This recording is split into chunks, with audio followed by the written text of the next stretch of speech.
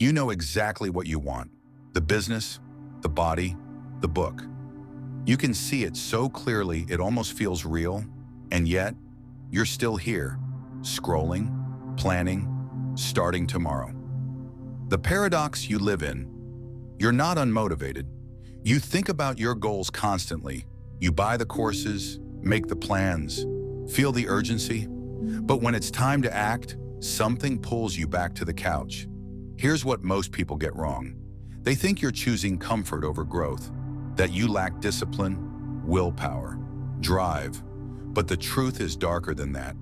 You're trapped between two versions of yourself, and neither one is winning. The ambition avoidance loop psychologists call this approach avoidance conflict. Your brain wants the reward, the status, the transformation, the proof you matter, but it also predicts the cost. And here's the mechanism. Your ventral tegmental area releases dopamine when you imagine success. It feels so good to plan, to visualize, to research, that you get a neurochemical reward without ever doing the work. Meanwhile, your amygdala, the part of your brain scanning for threat, it sees the gap between who you are now and who you claim you'll become. That gap looks like danger, like exposure, like proof you're not enough. So it does what it's designed to do. It protects you by keeping you exactly where you are. The hidden function of laziness. Most people misunderstand laziness. They treat it like a character flaw. But laziness isn't the absence of motivation. It's a defense mechanism. Visual shield forming around a figure, then dissolving to show person hiding. Researcher Devin Price calls this strategic incompletion. You don't finish because finishing means judgment. It means your identity is now testable. And what if you test it and it breaks? Visual, mirror cracking, then reforming. Your ambitious self says, I could be extraordinary. Your lazy self says, but what if I'm not? And so you stay in the space between, where potential is infinite, because it's never been proven finite. The ego preservation system. Here's the psychological framework at play.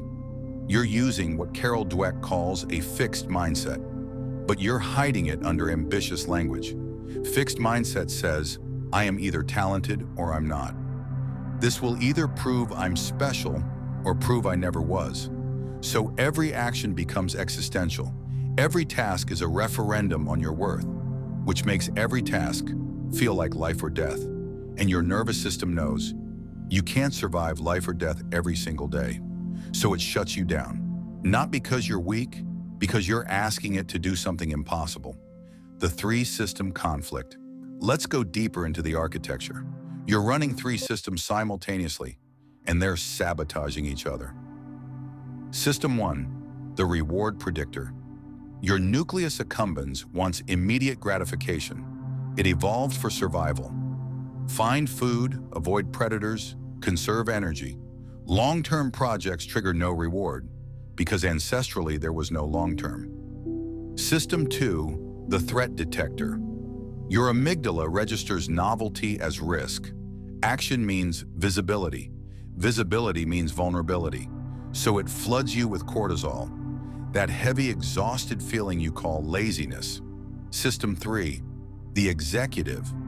Your prefrontal cortex wants to override both systems. It sets goals, makes plans, understands consequences, but it's the weakest system, and it runs on glucose and willpower, both of which deplete. You're not lazy and ambitious, you're three different brains, trying to drive the same body. The practical framework: integration, not willpower. Here's how you work with your architecture, not against it. Step 1, decouple identity from action. Stop saying, I'm the kind of person who. Start saying, I'm someone currently learning to. Journal prompt. What would I do if this project couldn't prove or disprove my worth? When action stops being existential, your threat system relaxes. Step 2, design for dopamine pacing. Your brain needs rewards, but on a different schedule. Break ambitious goals into dopaminergic milestones. Not write a book, but write for 12 minutes, celebrate. Neuroscientist Andrew Huberman's research shows Random intermittent rewards create sustainable motivation. So, reward the process, not the outcome, and vary when you reward it. Step 3. Reduce the activation energy physicists term. Psychological gold. Your amygdala resists anything that requires decision-making, setup, or context switching. So lower the barrier to entry. Don't. I'll work out when I feel motivated. Do. Lay out your workout clothes. Pre-fill your water bottle. Psychologist B.J. Fogg calls this tiny habits. The smaller the ask, the quieter the threat response. Step 4. Implement temporal landmarks. Research from Katie Milkman shows we're more likely to act after temporal boundaries. Mondays, first of the month, after birthdays, because these moments create psychological distance from past failures. Your brain sees them as fresh starts. Use this.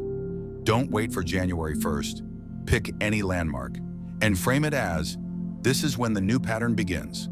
Step 5. Externalize accountability. Your internal dialogue is compromised. It's run by the same systems causing the conflict. Find external structure, not motivation, constraint, a coach, a co-working session, a public commitment. Your prefrontal cortex is weak, but your social brain is ancient and powerful. Shame is a stronger deterrent than aspiration is a motivator. Use it strategically. The integration model. Here's the shift. You've been trying to become disciplined, to fix your laziness, to prove your ambition. But the goal isn't to eliminate the conflict, it's to orchestrate it. Think of it like conducting an orchestra. Your dopamine system plays the melody, the dreams, the vision, the pull. Your threat system plays the bass, the caution, the rest, the boundary. Your executive function conducts, not by overpowering the other instruments, but by letting each one play at the right time, for the right duration. The quiet truth. You're not broken. You're not half-hearted. You're carrying an evolutionary mismatch between the brain you have and the world it's trying to navigate. Ambition isn't about wanting more. Laziness isn't about wanting less. They're both your nervous system, trying to keep you safe. The work isn't to fight harder. It's to design better. Start smaller than feels meaningful. Reward yourself sooner than feels earned.